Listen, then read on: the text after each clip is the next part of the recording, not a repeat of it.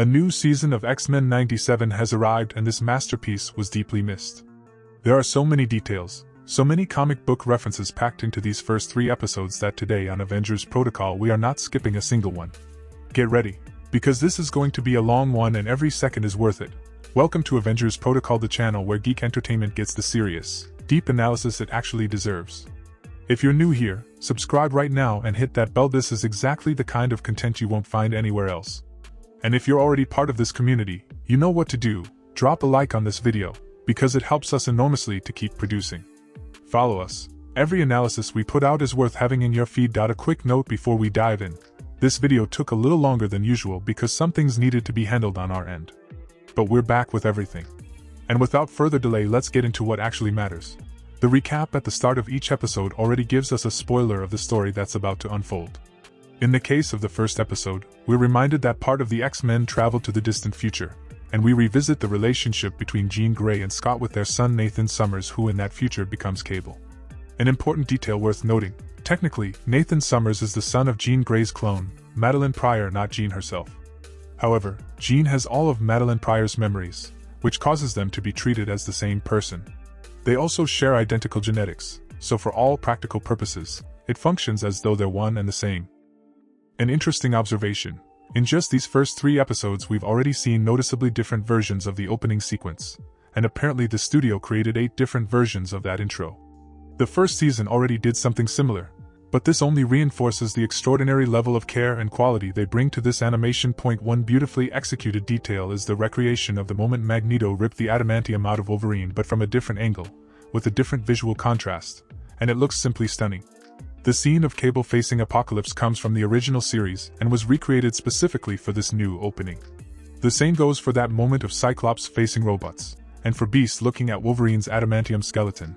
The episode title, Days of a Future Past, is an unmistakable reference to the classic comic book story, Days of Future Past, which was also adapted to film and gave its name to 2 episodes of the original classic series. In that story, Bishop travels back in time to prevent the assassination of a senator. He succeeds. But when he returns to his original future, he discovers things got even worse. On the television in Forge's house, we see news anchor Trish Tilby with a scar on her face, a consequence of being partially converted into a Sentinel at the end of Season 1. She had developed a closer relationship with Beast, because in the comics the two actually develop a romantic relationship. As a news anchor here, it's not entirely clear whether she's in favor of mutants or against them. She's reporting apparently neutrally on events following the X-Men's disappearance, since the world believes they died. But Bishop is a time traveler and Forge is an extraordinary inventor, so they didn't take long to develop a time machine. After identifying that the X-Men were split across 2 very different time periods, the year 3960 AD, at the base of the Atlantic, meaning a region where the Atlantic Ocean dried up entirely, something we can observe through several details in the episode, and also in the Nile Delta, the region near Egypt, 3,000 years before Christ. 2 eras defined by the presence of Apocalypse. Forge travels to the future because that's where Storm is, with whom he developed a romantic relationship during Season 1. The moment Forge arrives, we can already spot several details in the setting: bones of enormous dead creatures that are not dinosaurs or dragons, but marine animals. And throughout the episode we'll also notice some rocks that are actually coral. Then come the Cyberhounds of Apocalypse, essentially his war dogs, which are far more native to the animated series than to the comics, and were actually inspired by the T-800 design from the original Terminator films. To show that this series hits the ground running from the very first moment, the dialogue is outstanding. The exchange between Forge and Bishop in that scene where one says he should have gone back to the past before facing those creatures. Those are small details that reinforce the incredible care these producers bring to this animation. This is genuinely on another level. Who comes to help Forge is Wolverine, and since he lost his adamantium claws, he's fighting with bone claws. We can clearly see those claws breaking during the battle, but Wolverine keeps fighting regardless. This visual comes directly from the comics, in the storyline that unfolds right after Magneto rips the adamantium from Wolverine. In the comics, after that event, Wolverine gradually loses his rationality, becoming increasingly feral and animalistic. It's as though the adamantium had been poisoning his blood and draining his healing factor. With the healing factor working at full capacity without the burden of the adamantium, Wolverine essentially reverts to a primal, savage state. Whether we'll see that in this animated series is still to be discovered. It's very funny that Beast shouts, "Sweet mother of Darwin!" a reference to the exclamation Beast uses constantly throughout the series. The romantic reunion between Forge and Storm does happen, but the situation is more complicated than it appears. Even though Forge brought the technology needed for everyone to time travel back to the present, or more accurately, back to the 90s, Jean and Scott don't want to do that just yet. They finally reunited with their son, who in the previous season they sent to the future as a baby in an attempt to cure him of the techno-organic virus implanted by Mr. Sinister. They just didn't expect the child to end up in such a dystopian future, living such a brutal life fleeing from apocalypse across a desert alongside a nomadic clan, the Clan Ascani. There's a lot to unpack about this group. Around the Apocalypse's tower we see an enormous number of bodies, both human and mutant, proving that Apocalypse has truly established an absolute reign of terror. The planet became a living hell. That simple. This perfectly aligns with Apocalypse's philosophy, survival of the fittest. He makes people suffer because in his mind, only that way will the most capable rise to the top. The one who comes to speak with Apocalypse is that white-skinned character who isn't particularly famous in the comics for most people. His name is Ozymandias. He has granite skin, can animate stone, and has served Apocalypse for ages, being immortal. He is essentially responsible for helping Apocalypse recruit new horsemen, because Apocalypse always has 4 horsemen, mirroring the 4 horsemen of the Apocalypse from the Bible, and also helps find new host bodies, since Apocalypse needs to change bodies periodically. That's why in this time period he's inside a regeneration chamber. What Ozymandias reveals is that Nathan Summers would be the perfect host body for Apocalypse, that with the power Nathan's body contains, Apocalypse would never need to regenerate again or change bodies ever. The episode makes a point of showing how Nathan, when he controls his telepathic ability, can also control the techno-organic virus. However, being still young, he doesn't yet have full confidence in his own power. That is the status quo in which we'll come to know Cable, someone who should be dying but isn't, because he uses every ounce of his power to contain the techno-organic virus, or whatever name each person wants to give it. The episode implies that Scott and Jean haven't told Nathan that they're his parents. Though I find that a bit strange, because Nathan already acts as though the two of them are his parents. Perhaps the real question is that Nathan wasn't yet certain about his parents' true motivations. Feeling guilty, Jean and Scott discuss how to remain with their son. They don't want to go back to the present and leave Nathan behind. So they consider bringing him to the present, or even staying in that future themselves. Neither option would be well received by Forge, who traveled to the future specifically to bring them back. Nor would it be well received by the Clan Ascani. Look, we're barely into episode 1 and there's already so much to cover. If you're enjoying this breakdown, hit that like button right now. It tells the algorithm this content is worth watching. And if you're not subscribed yet, subscribe to the channel right now and hit the bell. Follow Avengers Protocol so you don't miss the analyses of the coming episodes, because they're coming in full force. Every subscription, every like, every comment is what makes it possible to keep producing this level of content. Did you do it? Perfect. Let's keep going. That leads first to Scott trying to negotiate the situation with Mother Ascani, a character who may have left a lot of people genuinely confused. She's an elderly woman hanging upside down, wrapped in flames over a fire, who sees the future and has powers connected to time. And at a certain moment, when she uses those powers, we can see the phoenix symbol in her eyes. And here's the explanation. Both in the comics and probably in the universe of this animation, Mother Ascani is Rachel Summers, another daughter of Scott and Jean Grey, who is destined to become a host of the Phoenix Force. Rachel's story in the comics is extraordinarily complicated and complex, full of time travel and paradoxes. In fact, the version of Rachel who ends up living in the present, in the comics, at a certain point doesn't even remember that she once was or will become Mother Ascani. But knowing all of this definitely helps to better understand the powers of this character. In the scene between Forge and Storm we can appreciate the setting in more detail. There's a ship, the reefs with giant bones, everything reflecting the absolute strangeness of this place. But then they discover that Nathan is gone. Jean and Scott decided to take him with them, to train him to become a good person. And they already know there's a paradox at play. If they interfere too much in the boy's youth, they could end up altering the very existence of the Cable they already know. They are intercepted, however, by the forces of Apocalypse, including his final resource, his 4 horsemen of Apocalypse. The first is Decimus Furious, the horseman of war, a mutant with the appearance of a minotaur who comes from ancient Rome. The second is Xian, a Japanese mutant capable of controlling a swarm of bees that are essentially an extension of her own body. She represents pestilence. San represents death and is a Persian mutant. And that bizarre drum-playing character is a Confederate soldier from the United States named Jeb, capable of spreading disease through sound. He is the horseman of famine. Notice that these horsemen are like the definitive horsemen of Apocalypse, each taken from a different era of history.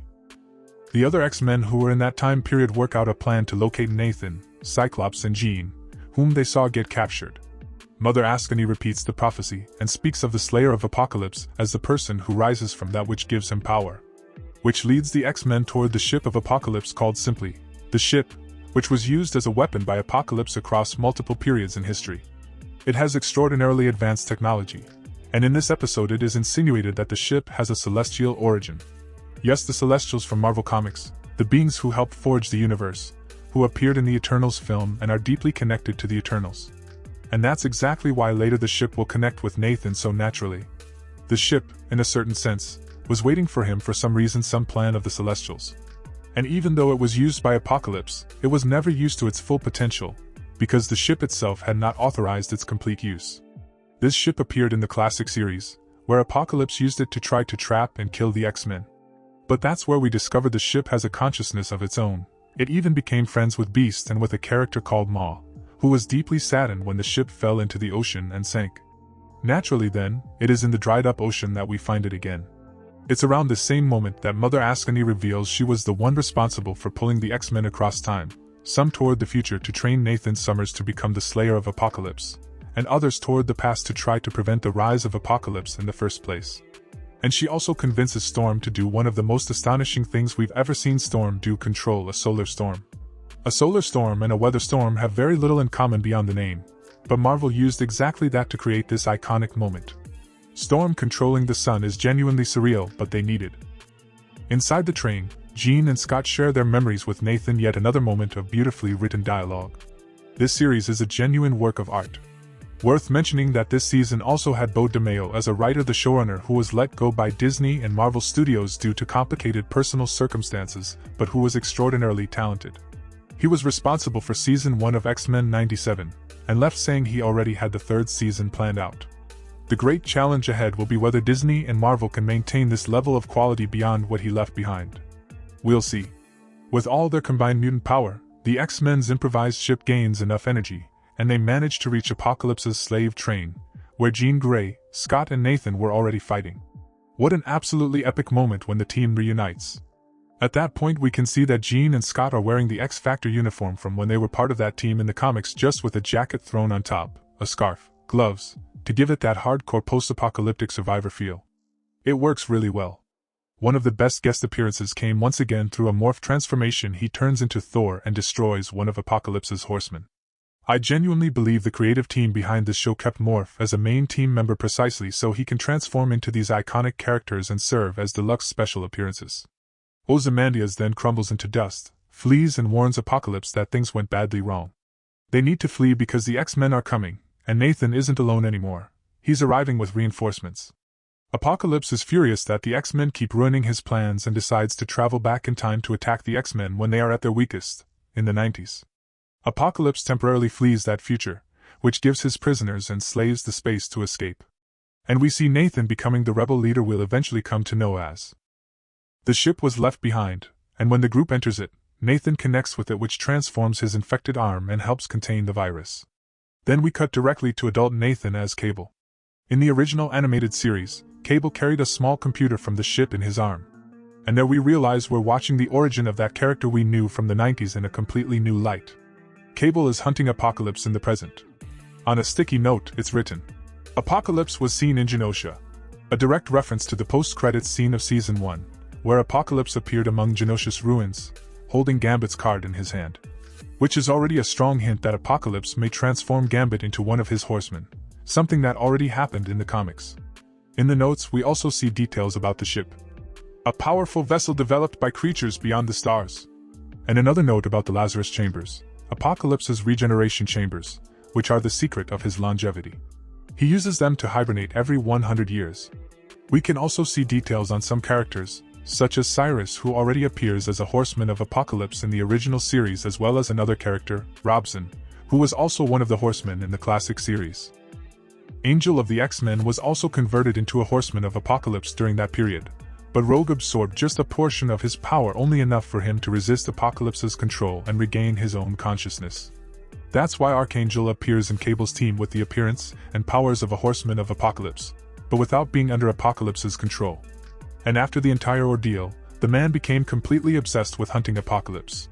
Psylocke was also a victim of Apocalypse when he gathered every psychic he could find in an attempt to destroy existence itself. It makes perfect sense that she's looking for revenge. And on the table there's also a small photo with the name, Perez, corresponding to the mutant Exodus, who also becomes a horseman of Apocalypse and appeared in Genosha during Season 1. At the end of the episode it's revealed that Exodus is out recruiting, and he's going after Jubilee and Roberto da Costa, Sunspot 2 of the newer X-Men. Well, they were the available ones. And in the corner there's already a mutant who'll have more screen time in the third episode. And so we arrive at episode 2. In the present 1997, we see a group of teenage mutants seeking shelter at Xavier's mansion, only to discover the mansion was still abandoned. Throughout the entire chase we can already see multiple men multiplying along the way, and a helicopter spotlight hunting them down. In that group we have Kid and Nixon, a telepath of Omega level who is predestined to bond with the Phoenix Force, which is why he's wearing the shirt with the Phoenix symbol that turns red. There's Penance, also known as Monet St. Croix. She has a form where she turns red, with amplified senses, increased strength and similar abilities. A solid base power package.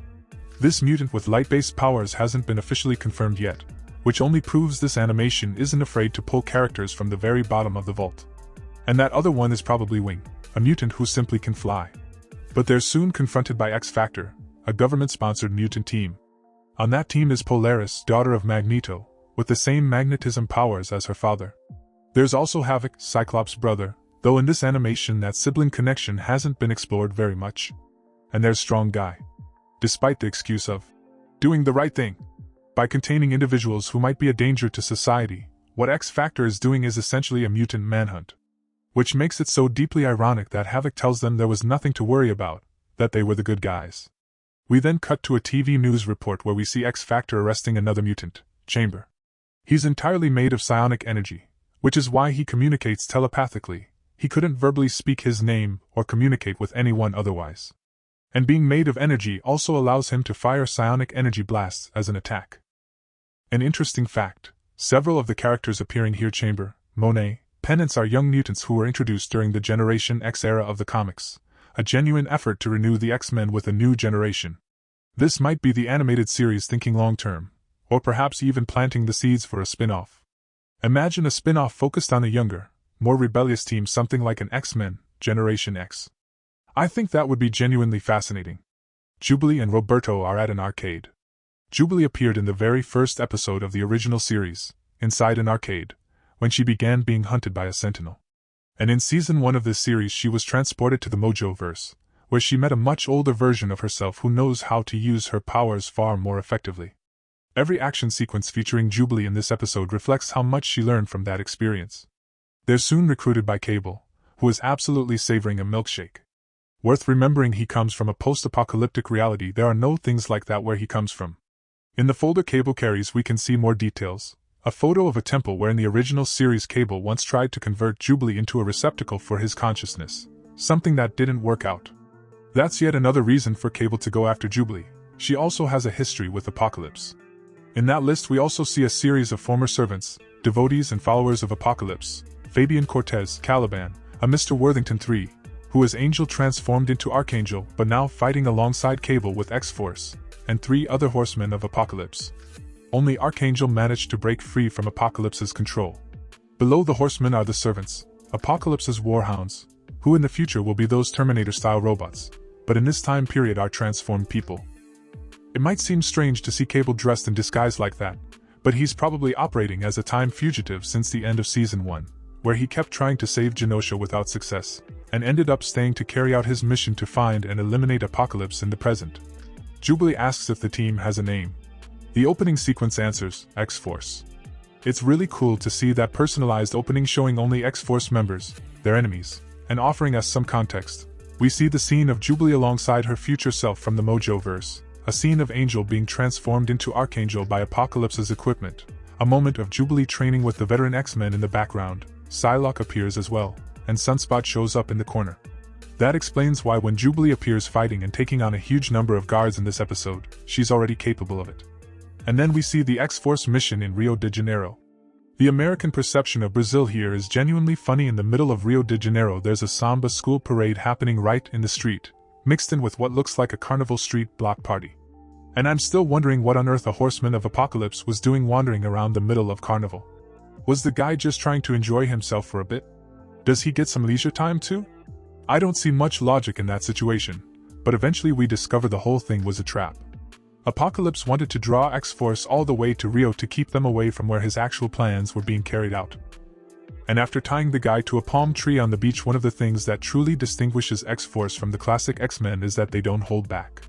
They eliminate who needs to be eliminated, they break in wherever they need to break in. It's no coincidence that Deadpool was a member of X-Force in the comics, and that the team he briefly assembled in Deadpool 2 was also called X-Force. So we see the moral conflict between Jubilee and Cable play out. Jubilee represents the spirit of the classic X-Men here, and they follow the only lead they got from the Horsemen of Apocalypse, which takes them to Emma Frost.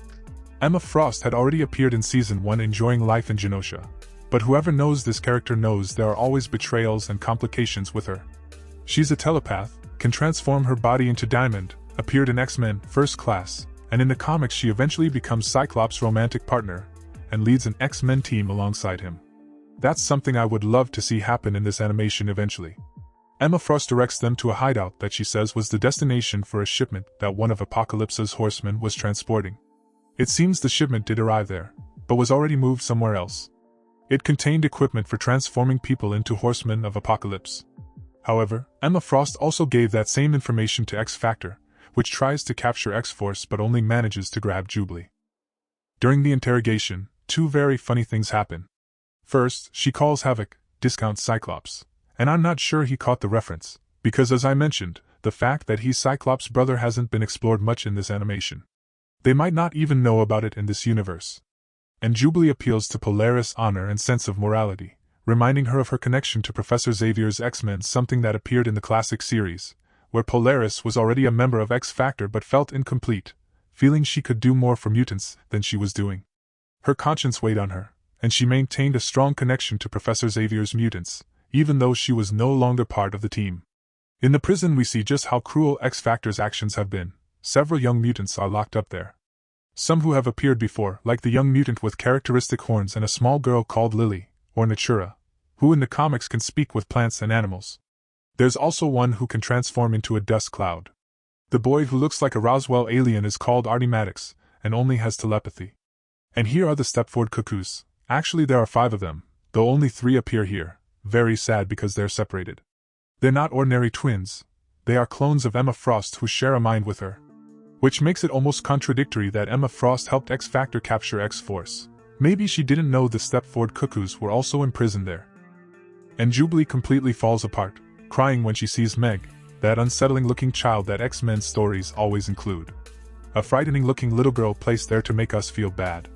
Her powers are X-ray vision. That's it. In the comics that's basically the entire definition of this character. She exists to generate sympathy.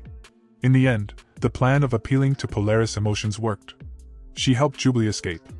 And I have to share a small personal confusion. Even though it was great to see Jubilee fighting, her powers are launching fireworks. Fine, she may have developed them further, but she was facing armed men.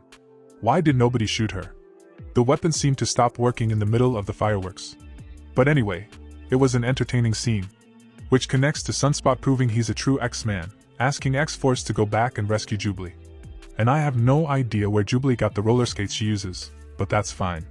At the core of it, this entire episode served to have Jubilee and Sunspot remind Cable what it means to be an X-Man, the beauty represented by fireworks, the rescue of the children. They can save the world and defeat the villain while simultaneously saving the people they care about with compassion. It's no coincidence that Cable smiles a little at the end. And after Jubilee leaps into freefall, Sunspot catches her the same way he did in Season 1. Everyone makes it out safely. That blonde woman appearing as an X-Force member is not a mutant. She appeared briefly both in the opening and in the episode recap. She's a human who was present when Asteroid M was destroyed. She was in Genosha and she was the one who freed Magneto from Bastion's control in Season 1. The episode ends with her publicly condemning X-Force, revealing all of its members as wanted by the government. But right after that we get one more Cable moment. And we jump to ancient Egypt, where we see the ship forming the arm Cable carries to this day. And him, still young, making a difficult choice, sending his parents back to the present. That's what forges that colder, harder personality Cable carries with him to this day. It becomes very clear then that these episodes are building toward a major confrontation against Apocalypse in the present. What happens in the past and in the future serves to construct that narrative. And so we arrive at episode 3. This is the only episode with Part 1 in the title, and it's no coincidence that the ending is the most unresolved of all 3. There's no time to waste. Beast, Rogue, Professor Xavier and Magneto come face to face with N'Subbanner. And the opening focuses on the characters who will take center stage in this episode, including Nightcrawler and Bishop, who didn't appear in the initial segment. The episode begins with the X-Men who were in the future already back in the present at the Xavier Mansion, which was still abandoned, wondering where Bishop and the others who went to the past are, and why they still haven't returned to the present. Something is going to go wrong in the past that will prevent them from returning as planned. We then travel to 3000 BC, where we find an unexpected situation. Magneto is attempting to act as a positive influence for N'Subbanner. It's the exact opposite scenario from what we'd expect. Normally we'd picture Professor Xavier trying to awaken the good in a villain while Magneto is the extremist insisting, "This person is beyond saving." This subtly shows how Magneto changed during his period leading the X-Men, and how genuinely complex both of these characters are, far more than we might have assumed. In ancient Egypt, an oppressive empire is forming, and that empire, which has even enslaved N'Subbanner, is commanded by none other than Ramatut, one of the identities of Kang the Conqueror, a time traveler who was in that period trying to dominate that era. With full knowledge of how time would unfold, Ramatut possessed incredibly advanced technology. He also knew that Apocalypse would become a massive problem eventually. So his intention in being there was to prevent Apocalypse from becoming powerful enough to challenge his own rule. N'Subbanner has another mentor, Baal, the leader of a group of rebels called the Sand Riders, or Sandstorms, depending on who you ask, the group that took N'Subbanner and despite his family having abandoned him. He is essentially the adoptive father of the man who would become Apocalypse, which generates an enormous amount of emotional weight between these two characters. That's why N'Subbanner is so torn between Magneto and this man, even though Baal isn't a mutant at all. They raid the fortress where one of Ramatut's generals is stationed, and at Magneto's request, N'Subbanner spares that general. Except the X-Men were hiding a secret. They knew who Ramatut would eventually become, but didn't reveal that to N'Subbanner. They also didn't tell him they were from the future, or that they were stealing Ramatut's technology to try to build their own time machine and get back to the present.